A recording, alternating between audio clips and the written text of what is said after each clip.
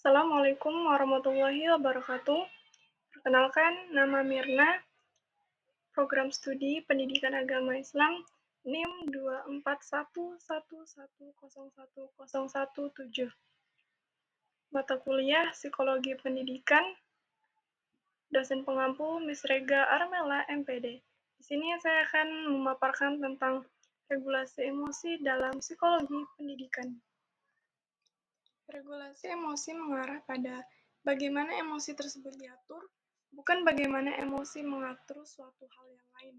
Regulasi emosi adalah kemampuan seseorang untuk mengelola emosi secara efektif sehingga dapat mencapai keseimbangan emosional dan tujuan. Regulasi emosi dapat dilakukan secara sadar maupun secara tidak sadar. Dalam psikologi pendidikan, regulasi emosi adalah kemampuan seseorang untuk mengelola, mengidentifikasi, dan mengatur emosinya secara efektif. Regulasi emosi yaitu kemampuan untuk mengevaluasi dan mengubah reaksi-reaksi emosional untuk bertingkah laku tertentu yang sesuai dengan situasi yang sedang terjadi. Sebagai individu, kita mengenal berbagai macam emosi, seperti bahagia, sedih, marah, kecewa, dan masih banyak emosi-emosi lainnya. Ada dua hal penting yang terkait dengan regulasi emosi, yaitu ketenangan atau calming dan focusing. Individu yang mampu mengelola kedua keterampilan ini dapat membantu meredakan emosi yang ada, memfokuskan pikiran-pikiran yang mengganggu, dan mengurangi stres. Kemampuan regulasi emosi adalah kemampuan yang dimiliki seseorang untuk menilai pengalaman emosi mereka, dan kemampuan mengontrol, mengekspresikan emosi dan perasaan tersebut dalam kehidupan sehari-hari. Ada 3 aspek regulasi emosi. Yang pertama itu ada memonitor emosi, yang kedua mengevaluasi emosi, dan yang ketiga itu memodifikasi emosi. Yang pertama, memonitor emosi atau emotions monitoring adalah aspek yang mendasar dalam meregulasi emosi, karena membantu tercapainya aspek yang lain. Emotional monitoring adalah kemampuan individu dalam memahami dan menyadari proses yang terjadi dalam dirinya, perasaannya, pikirannya, dan latar belakang dari tindakannya secara keseluruhan. Yang kedua yaitu mengevaluasi emosi, emotions evaluasi, yaitu kemampuan yang dapat membuat individu melihat suatu peristiwa yang dialami dari sisi positif dan dapat membuat seseorang mengambil kebaikan atau hikmah di balik peristiwa yang terjadi.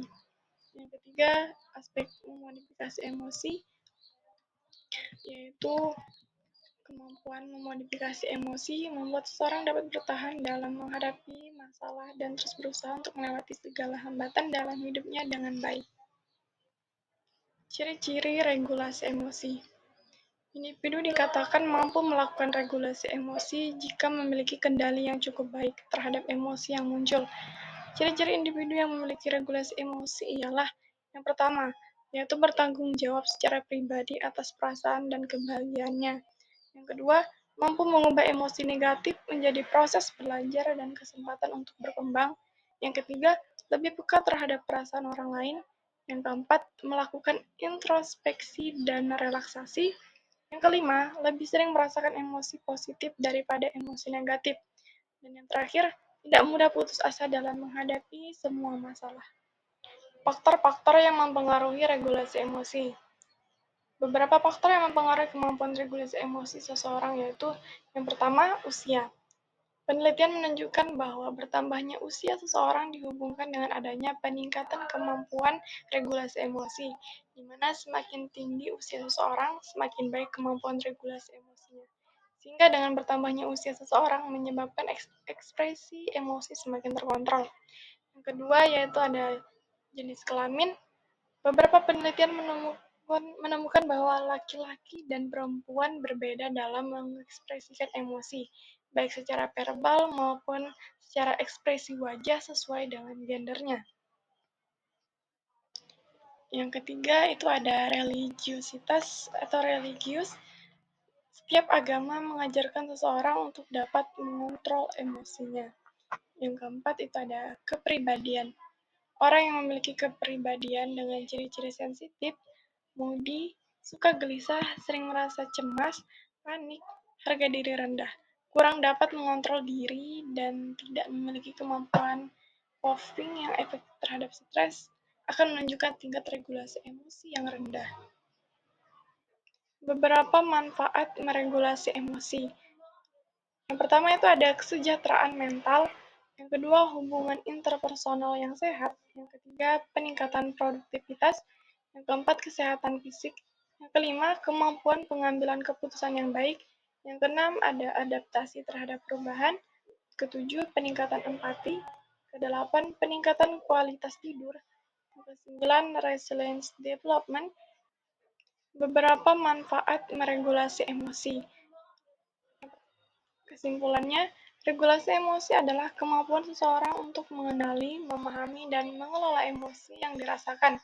Dalam konteks pendidikan, kemampuan ini sangat penting karena membantu siswa untuk lebih fokus belajar, meningkatkan hubungan sosial, dan menghadapi tantangan dengan lebih baik. Ada beberapa cara untuk melatih regulasi emosi, seperti mengenali berbagai jenis emosi, memahami pemicunya, dan melatih teknik relaksasi. Dengan menguasai regulasi emosi, siswa dapat mencapai prestasi akademik yang lebih baik, memiliki kesehatan mental yang lebih baik, dan siap menghadapi dunia yang penuh dengan dinamika. Sekian dari pemaparan saya, kurang dan lebihnya mohon maaf. Terima kasih. Wassalamualaikum warahmatullahi wabarakatuh.